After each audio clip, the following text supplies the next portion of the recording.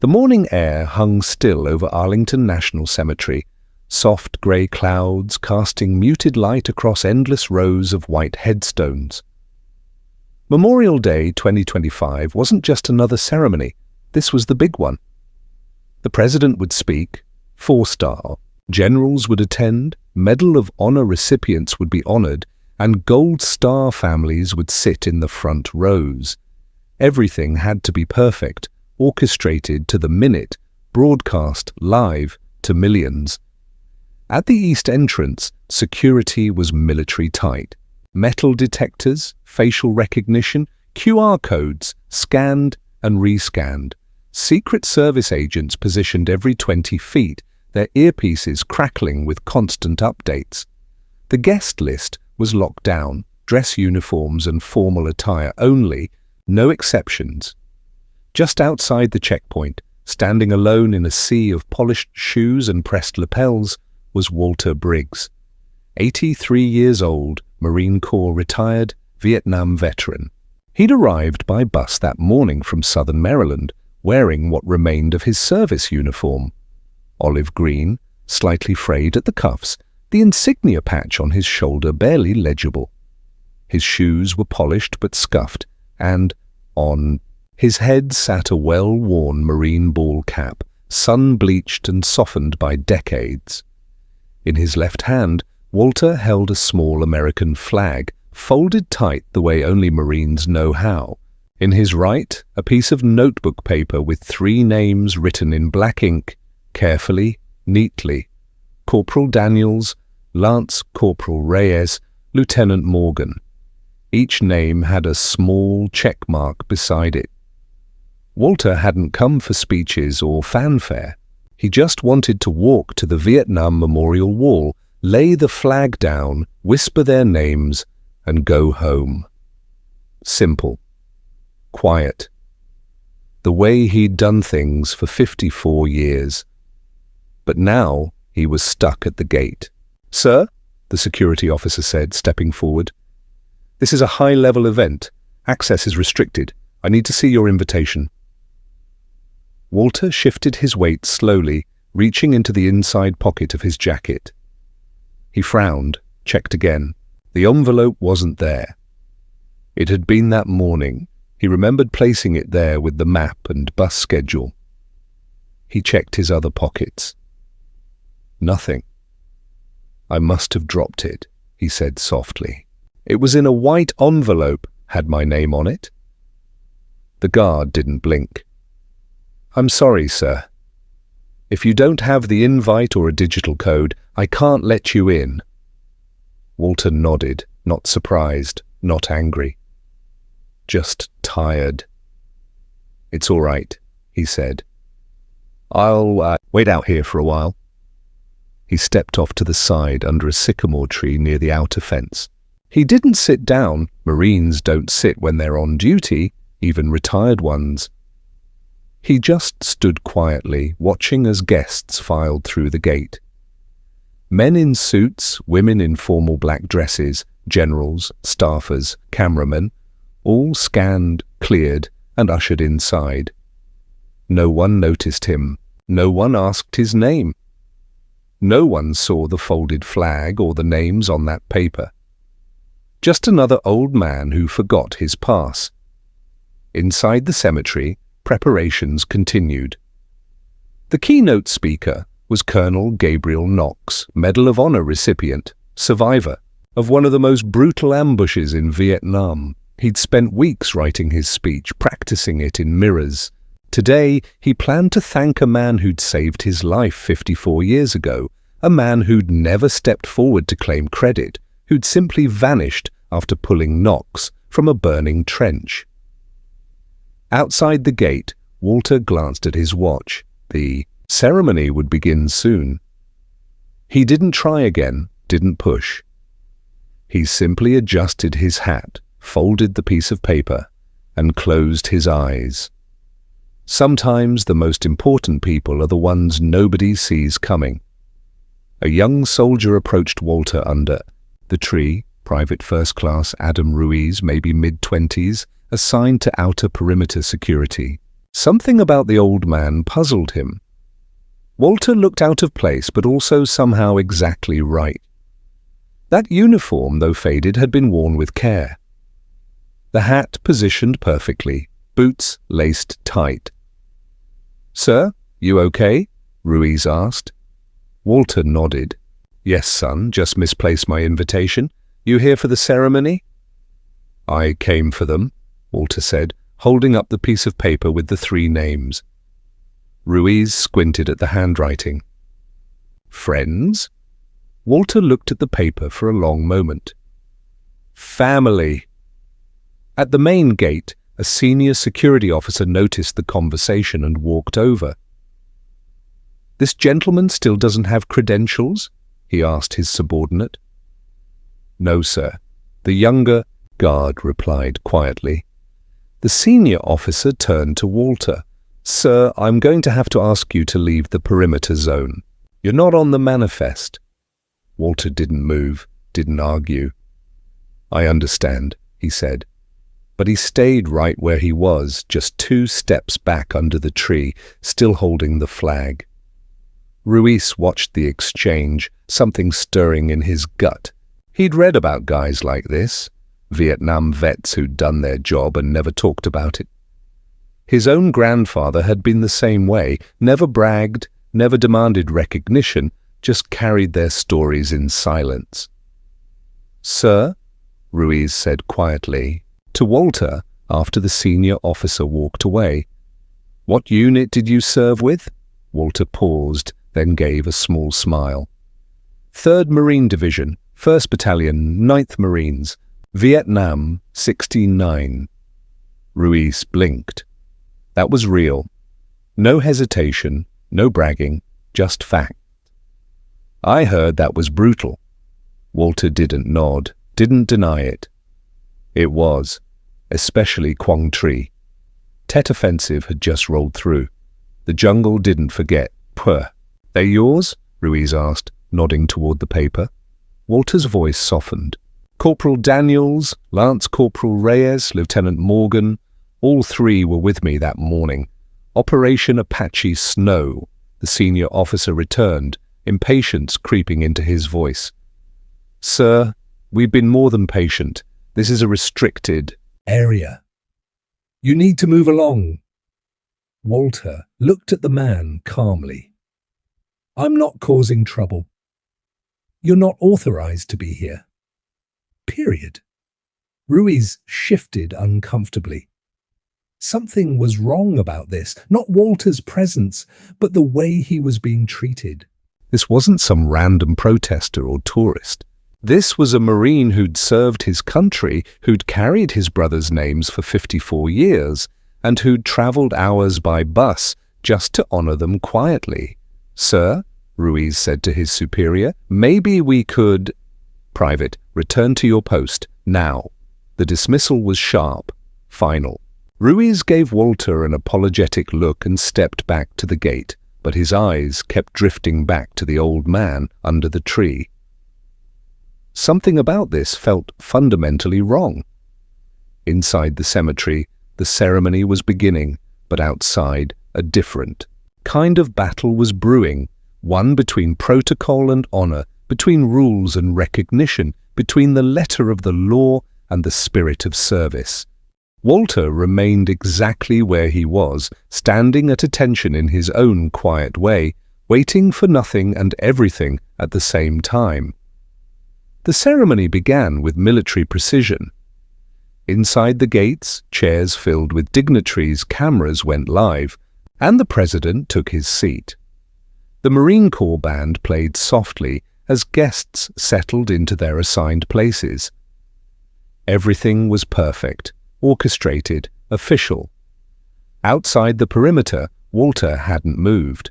He stood under the sycamore tree like a sentinel, still holding the folded flag, still clutching the paper with the 3 names. The senior security officer, Sergeant Major Harrison, had been watching him for 20 minutes now, growing increasingly irritated. "This is exactly the kind of situation that makes us look bad," Harrison muttered to his team. One old-timer with a sob story, and suddenly we're the bad guys for doing our jobs. He approached Walter again, this time with 2 junior officers flanking him. Sir, I'm not going to ask again. You need to leave the area entirely, not just the perimeter, the whole block. Walter looked up at him quietly. I'm not blocking anything. I'm just standing here. You're creating a disturbance. I haven't said a word to anyone except when spoken to. Harrison's jaw tightened. You're not listening.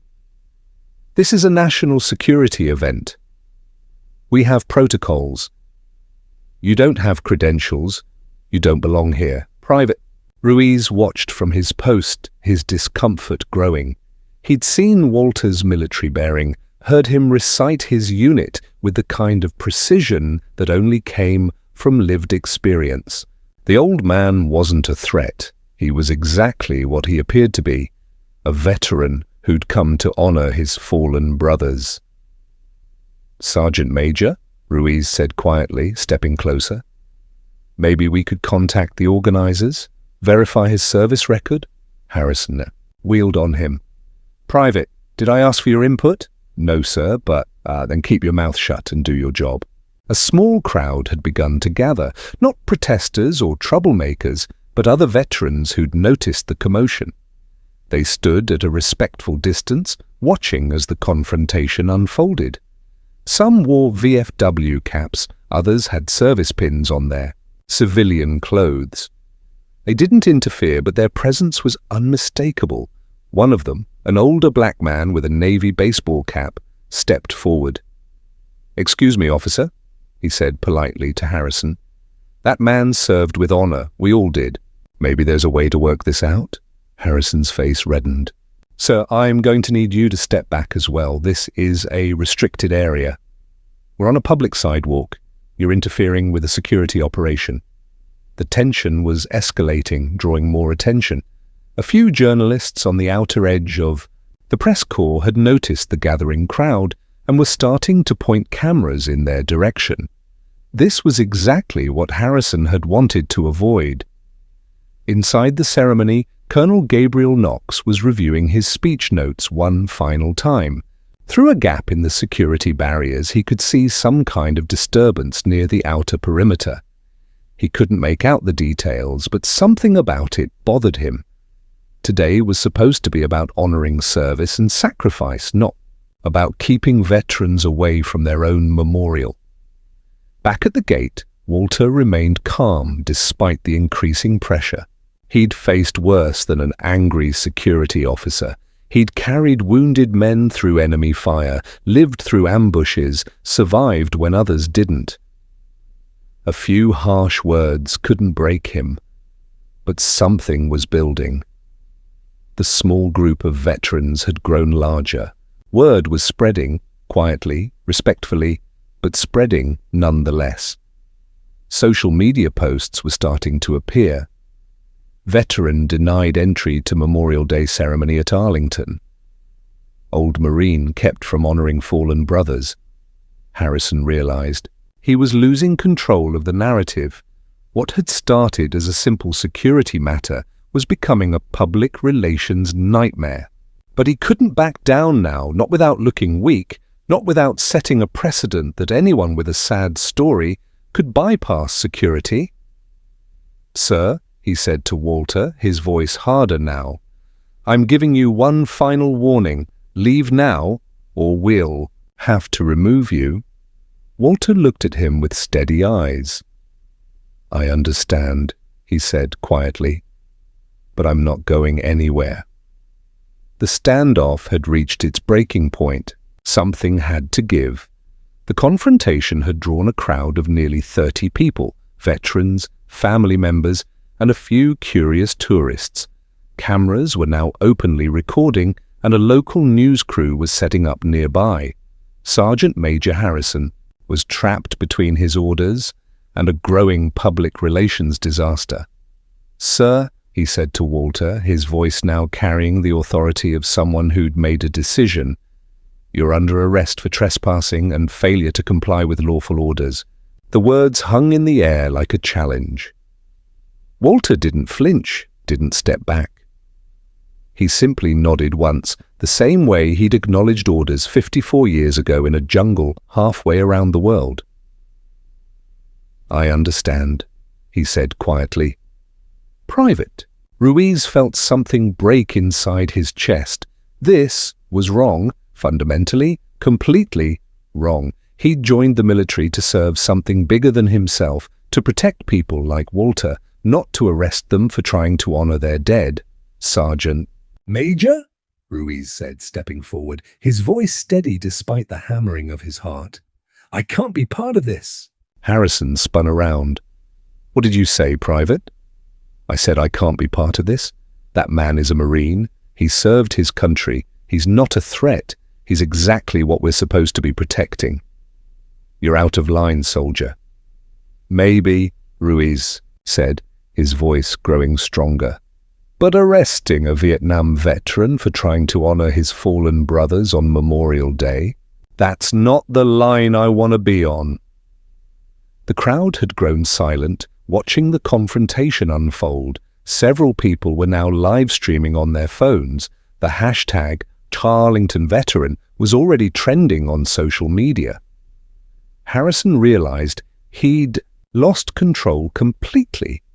The simple security situation had exploded into something much larger, but he couldn't back down now, not with everyone watching, not with his authority challenged by a subordinate. "Private Ruiz, you're relieved of duty. Report to your commanding officer immediately." Ruiz slowly removed his hat, folded it carefully, and placed it on the ground at Walter's feet. Then he stepped back and came to attention, rendering a perfect salute to the old Marine. "It's been an honor, sir," he said to Walter. Walter, still holding the flag and the paper with the 3 names, slowly returned the salute. His eyes were bright, but his voice was steady. "The honor was mine, son." The crowd was now recording everything. The optics were terrible for Harrison and his security team, a young soldier standing up for an old veteran, choosing honor over orders, risking his career for what was right. But Walter, despite everything, made a decision that surprised everyone. "Son," he said to Ruiz, "put your hat back on. You've got a job to do, and these people need you to do it right." Ruiz looked at him, confused. "I've been carrying these names for 54 years, Walter continued, his voice carrying across the suddenly quiet crowd. "I can carry them a little longer, but you've got a whole career ahead of you. Don't throw it away for an old man's stubbornness." He turned to Harrison. "Sergeant Major, I'll go quietly, no trouble, but I want you to know something. Those 3 names on this paper, they died so you could have the freedom to do your job, even when it's hard, even when it's wrong. Don't forget that." Harrison hesitated, suddenly aware that dozens of cameras were recording his every move, that his decision in the next few seconds would define how this story was remembered. Inside the ceremony, Colonel Knox was being introduced, but through the sound system, over the polite applause, came the distant sound of raised voices from the outer perimeter. Something was happening, something that felt more important than the scripted words he was about to speak. As he walked toward the podium, Knox made a decision that would change everything. He was going to find out what was happening outside those gates, and if it was what he suspected, he was going to do something about it. The breaking point had arrived. Now came the moment of truth. Colonel Gabriel Knox reached the podium and looked out at the assembled crowd, the President, generals, Gold Star families, members of Congress.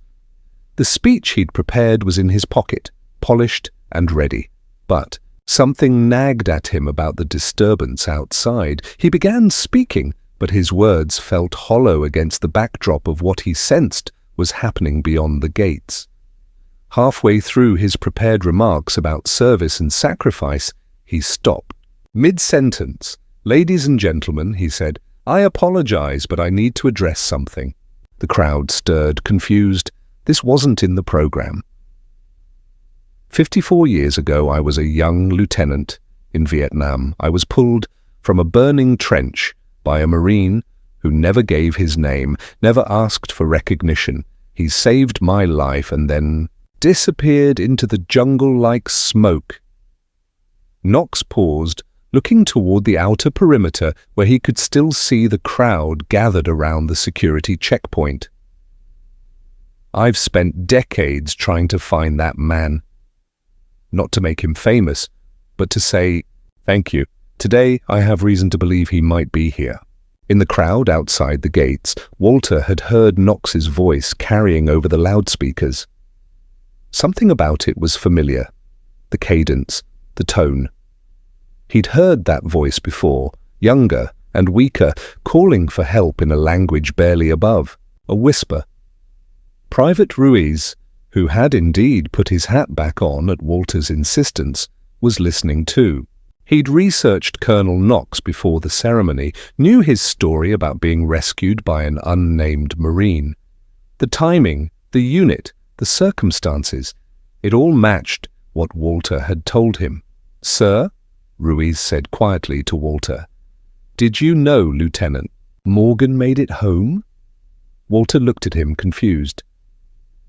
"Morgan died in my arms. I carried his body back to the LZ. "No, sir," Ruiz said, pulling out his phone and quickly searching for information. "Lieutenant Gabriel Morgan changed his name to Gabriel Knox after he got home. He became a career officer. He's been looking for you for 50 years. Walter stared at the phone's screen, at the photograph of Colonel Knox in his dress uniform. The face was older, scarred, but the eyes were the same. The eyes of a scared 22-year-old lieutenant who'd kept asking Walter to leave him behind. "That's impossible," Walter whispered. "Sir," Ruiz said, "I think you need to hear this." Inside the ceremony, Knox continued speaking. "The man who saved me was Sergeant Walter Briggs, 3rd Marine Division, 1st Battalion, 9th Marines. If he's here today, I want him to know that he gave me 54 years I wouldn't have had. A wife, children, a career in service. Everything I am, I owe to his courage." The crowd was silent, captivated by the raw emotion in Knox's voice. "And if he's not here, if he's watching somewhere, I want him to know that I never forgot. Not for a single day." Outside the gates, Walter was staring at the ground, his mind reeling. Morgan, Lieutenant Gabriel Morgan, was alive, had been alive all these years, had become Colonel Gabriel Knox. The paper in his hand suddenly felt different. The 3 names, the 3 check marks, 2 for the dead, 1 for the living, 1 for the man who'd just publicly thanked him in front of the entire nation. Sergeant Major Harrison, meanwhile, was facing his own crisis. The live streams from the incident had gone viral. His phone was buzzing with calls from his superiors, from the Pentagon, from reporters. The optics were catastrophic, arresting a Vietnam veteran while a Medal of Honor recipient spoke about unsung heroes just yards away. But it was too late to simply let Walter through the gates now. The damage was done. The story was out there. Harrison had to make a choice, double down on protocol or find a way to make this right. Walter made the choice for him. "Private Ruiz," he said quietly, "I need you to get a message to Colonel Knox." "Message, sir?" Walter looked at the flag in his hands, then at the paper with the 3 names. "Tell him Sergeant Walter Briggs is here. Tell him I've been carrying his name for 54 years and I'm ready to give it back." The fight back had begun, not with anger or confrontation, but with the most powerful weapon Walter had, the truth. Private Ruiz didn't wait for permission. He grabbed his radio and switched to the command frequency, the one reserved for emergency communications directly to the ceremony organizers. "Command, this is Outer Perimeter Post 7. I have urgent information for Colonel Knox, the Marine. He's looking for Sergeant Walter Briggs is here. He's been denied entry, but he's here." The radio crackled with static, then confusion. Post 7, repeat that message. Sergeant Walter Briggs, 3rd Marine Division, 1st Battalion, 9th Marines, Vietnam veteran. He's the man Colonel Knox is talking about. He's standing right outside the main gate. Inside the ceremony, Knox's aide received the message through his earpiece. For a moment, he didn't believe it. Then he looked at Knox on the stage, saw the man's face as he spoke about his unnamed rescuer, and realized this was exactly the kind of moment that changed everything. The aide approached the stage manager, who approached the Secret Service, who approached the President's Chief of Staff. Within minutes, the message had reached the highest levels of the ceremony's organization. Meanwhile, Sergeant Major Harrison was watching his career implode in real time. His phone showed dozens of missed calls. The hashtag #ArlingtonVeteran was trending nationwide. Videos of the confrontation were being shared thousands of times per minute. News outlets were picking up the story. Vietnam hero denied entry to Memorial Day ceremony. But the worst call came from his commanding officer, Sergeant Major. The voice was cold, professional. I'm watching the live stream of your situation. Please explain to me why you're arresting a Marine veteran while a Medal of Honor recipient speaks about unsung heroes 50 yards away. Harrison tried to explain about protocol, about security, about following orders. But the words sounded hollow, even to him. Stand down, Sergeant Major. Immediately.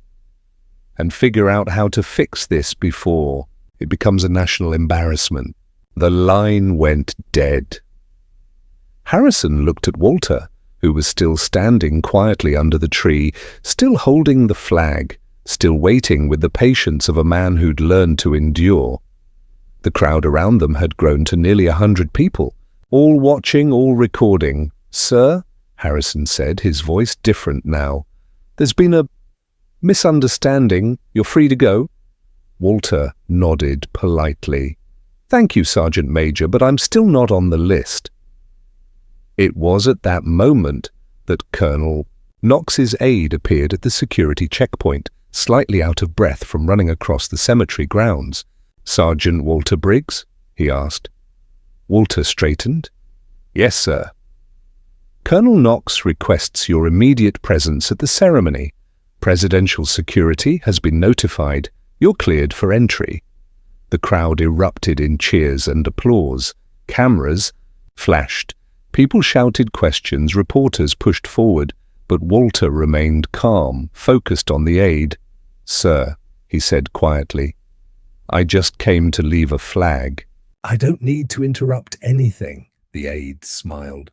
Sergeant, Colonel Knox has stopped his speech. The president is waiting. The entire ceremony is waiting for you. Walter looked down at the flag in his hands, then at the paper with the 3 names. 54 years of carrying these names in silence. 54 years of quiet service, of unasked-for sacrifice, of doing what was right without expectation of recognition. All right, he said simply.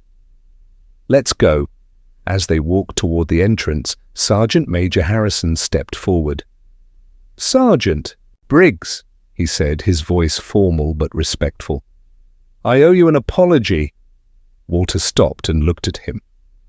No, Sergeant Major, you don't. You were doing your job. Sometimes the job is hard, sometimes it's wrong, but you were still doing it. He extended his hand. Thank you for your service.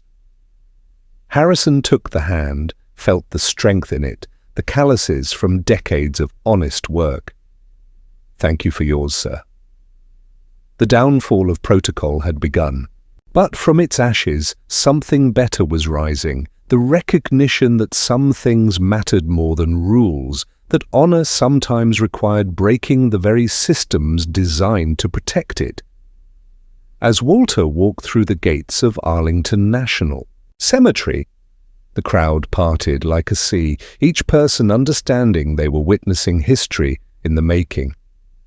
The entire ceremony ground to a halt as Walter Briggs walked slowly down the center aisle. 2,000 people rose to their feet, not out of politeness, but out of something deeper. The president stood, 4-star generals stood, Gold Star families stood. Every person in that sacred space understood they were witnessing something no protocol manual could have prepared them for. Colonel Knox remained at the podium, his prepared speech forgotten, watching as the man who'd saved his life 54 years ago approached the stage. Walter walked with quiet dignity, still holding the folded flag, still carrying the paper with the 3 names. As Walter reached the front of the stage, Knox stepped down from the podium. The 2 men faced each other for the first time in more than half a century. Knox was older now, scarred, walking with a slight limp from wounds that never fully healed. Walter was greyer, smaller, but his bearing was unmistakable, still a Marine, still standing at attention even in civilian clothes. Knox slowly removed his white gloves and came to attention. Then he rendered a perfect salute, not the casual acknowledgement of one officer to another, but the deep, respectful salute of a man honoring the person who'd given him his life. Walter hesitated for just a moment, then returned the salute with equal precision. "Sergeant Briggs," Knox said, his voice carrying across the silent cemetery through the microphone system. "I thought you were dead." Walter's response was barely audible, but the microphones caught it. "Not yet, sir." Knox's voice broke slightly.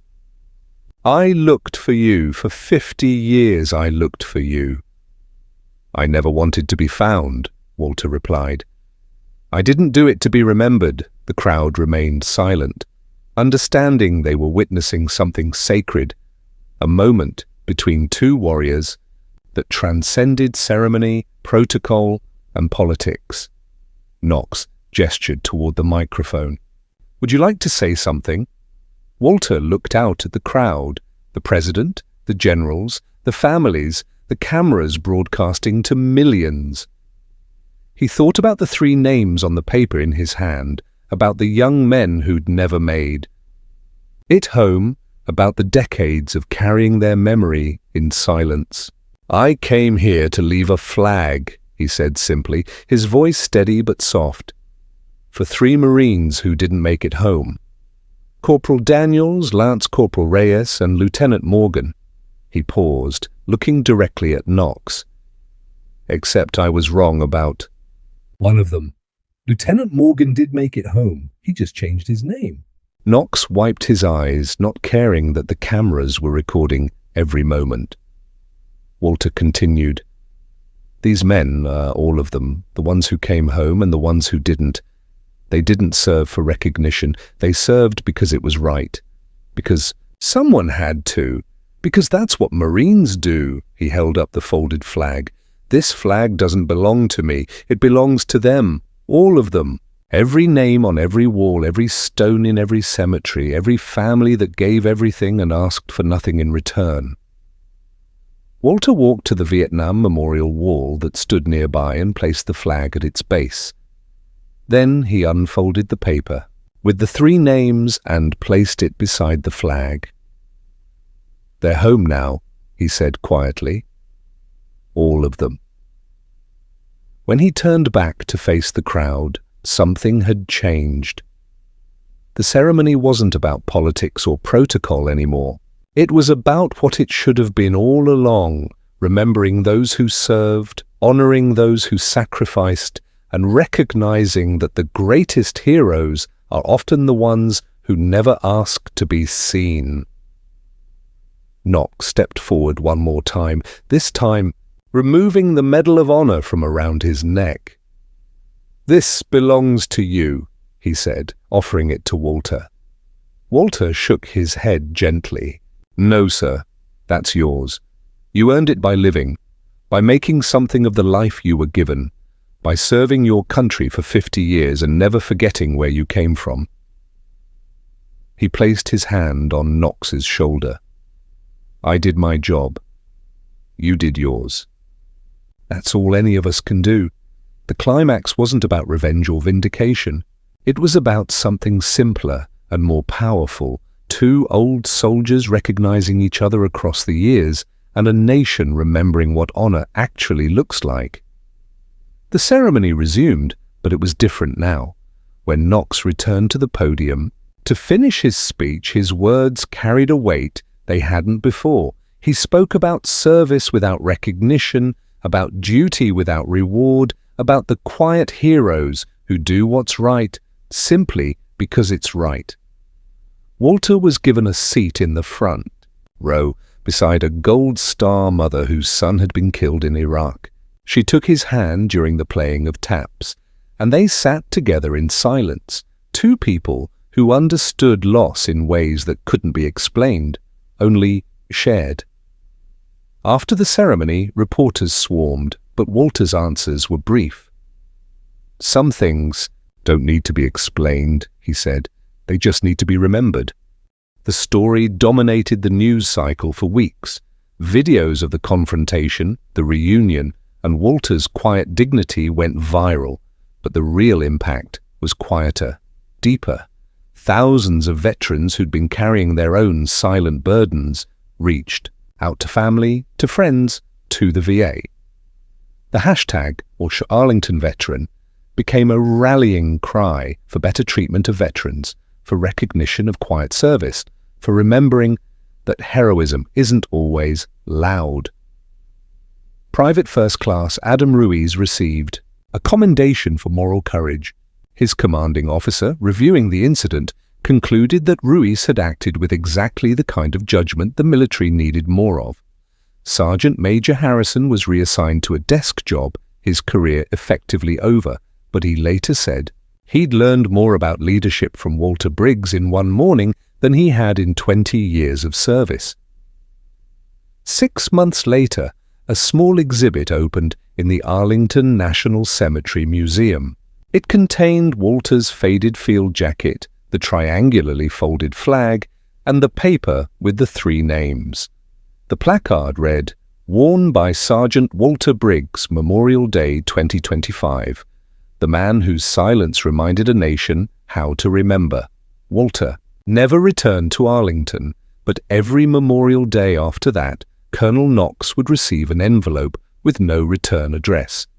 Inside would be a single sheet of paper with 3 names and 3 check marks, still remembered, still carried, still honored. The most profound change, though, was in the way Memorial Day was observed. Across the country, at ceremonies large and small, organizers began asking a simple question. Is there a veteran here who needs to be seen? Because sometimes the most important people are the ones nobody notices, until someone with the courage to see them speaks up. Walter Briggs had come to Arlington to leave a flag for 3 fallen Marines. Instead, he left something more valuable, a reminder that honor isn't about recognition, service isn't about reward, and sometimes the greatest heroes are the ones who never ask to be called heroes at all. In the end, that was his gift to a nation that had forgotten how to see its quiet champions. He reminded them that heroism lives not in the spotlight, but in the shadows, carried by people who do what's right, not because someone is watching, but because nobody is. And that, perhaps, is the most American story of all. If you enjoyed this story, don't forget to hit the subscribe button and become a part of our Everyday Life Stories community. Where are you watching from? Drop a comment below. We love hearing from our amazing viewers around the world.